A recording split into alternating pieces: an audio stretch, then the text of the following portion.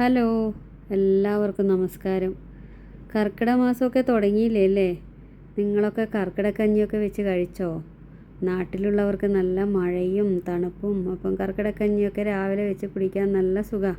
അപ്പോൾ ഇവിടെ നല്ല ചൂടാണ്. എന്നാലും ഞാൻ ഈ കർക്കിടക മാസം കഴിയുന്നതിന് മുൻപേ ഒരു ദിവസം കർക്കിടകക്കഞ്ഞി ഉണ്ടാക്കി കഴിക്കും. അപ്പോൾ ഇന്ന് ഞാനൊരു കർക്കിടകക്കഞ്ഞി ഉണ്ടാക്കാമെന്നാണ് കരുതുന്നത്. അതിന് വേണ്ടുന്ന സാധനങ്ങളൊക്കെ ഞാൻ എടുത്തു വെച്ചിട്ടുണ്ട്. ഇതാ കീൻവ വെച്ചിട്ടാണ് ഞാൻ കർക്കിടകക്കഞ്ഞി ഉണ്ടാക്കുന്നത്. 1/2 കപ്പ് കീൻവ എടുത്ത് വെച്ചിട്ടുണ്ട്. ഇത് ലുലുന്ന് വാങ്ങിച്ചതാണ്. അപ്പോൾ ഞാനിത് നല്ലപോലെ കഴുകിയെടുത്തിട്ട് ഒരു അരമണിക്കൂർ കുതിർക്കട്ടെ. എന്നിട്ട് നമുക്ക് ബാക്കി ചേരുവകൾ കൂടെ ചേർക്കാം. ഈ കീൻവ കുതിർക്കുന്ന സമയം തന്നെ ഞാൻ കുറച്ച് ഉഴുന്നും ചെറുപയറും ഉലുവയും കൂടെ കഴുകി കുതിർത്ത് വെച്ചിട്ടുണ്ട്.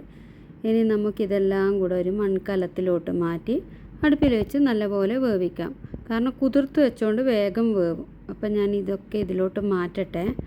ഇതാ ഈ കീൻവയും മറ്റേ ഈ ചെറുപയറും ഉഴുന്നും ഉലുവയും എല്ലാം ഞാൻ ഇതിലോട്ട് മാറ്റി വെള്ളം ഒഴിച്ച് അടുപ്പിലോട്ട് വെച്ച് കൊടുത്തിട്ടുണ്ട്. നമ്മൾ അടുപ്പിലോട്ട് വെച്ച ധാന്യങ്ങളെല്ലാം നല്ലപോലെ വെന്തിട്ടുണ്ട്. ഇനി കുറച്ച് ഉപ്പ് കൂടി ഇട്ട് കൊടുക്കട്ട്.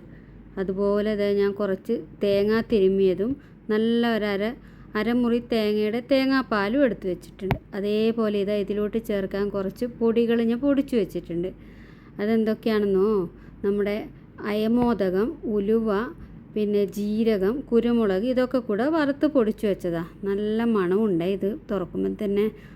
അതേപോലെ തേങ്ങാപ്പാലും തേങ്ങ തിരുമ്മിയതും അതും കൂടെ നമുക്കിതിലോട്ട് ചേർത്ത് കൊടുക്കാം. തേങ്ങാപ്പാൽ ആദ്യം ഞാൻ ഒഴിച്ചു കൊടുക്കുന്നുണ്ട്. അതിൻ്റെ കൂടെ തന്നെ നമുക്ക് ഈ തേങ്ങ തിരുമ്മിയതും ഇട്ട് കൊടുക്കാം. തേങ്ങ തിരുമ്മിയതും കൂടി ഇട്ട് കൊടുത്തു. ഇനി നമുക്കിതാ എടുത്തു വെച്ച പൊടി കുറച്ച് ഇട്ട് കൊടുക്കാം. ഒരു 1/2 സ്പൂൺ ഇട്ട് കൊടുത്താൽ മതിയേ. ഇത് നല്ലപോലെ ഇളക്കി കൊടുക്കട്ടെ. എന്നിട്ടൊരു തിള വരട്ടെ. തിള വന്നിട്ട് നമുക്ക് കുറച്ച് നെയ്യും കൂടി ഇട്ട് കൊടുക്കാം.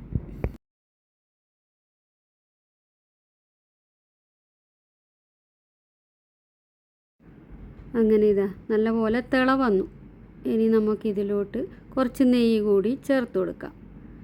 ഇനി നമുക്ക് ഒന്ന് ഇളക്കിയിട്ട് തീ ഓഫ് ചെയ്യാം. അങ്ങനെ ഈ വർഷത്തെ കർക്കിടകക്കഞ്ഞി റെഡിയായി. കീൻവ വെച്ചിട്ടുള്ള കർക്കിടകക്കഞ്ഞി. കഴിഞ്ഞ വർഷം ഞാൻ ഇതേപോലെ മില്ലറ്റ് വെച്ചാണ് കർക്കിടകക്കഞ്ഞി ഉണ്ടാക്കിയത്. ഇതെല്ലാവരും ട്രൈ ചെയ്ത് നോക്കണേ, നല്ല ടേസ്റ്റ് ഉണ്ട്. ഈ കഞ്ഞിയുടെ കൂടെ കൂട്ടാൻ വേണ്ടി ഞാൻ ചമ്മന്തിയും പിന്നെ ചുട്ട പപ്പടവും ഉണ്ടാക്കിയിട്ടുണ്ട്.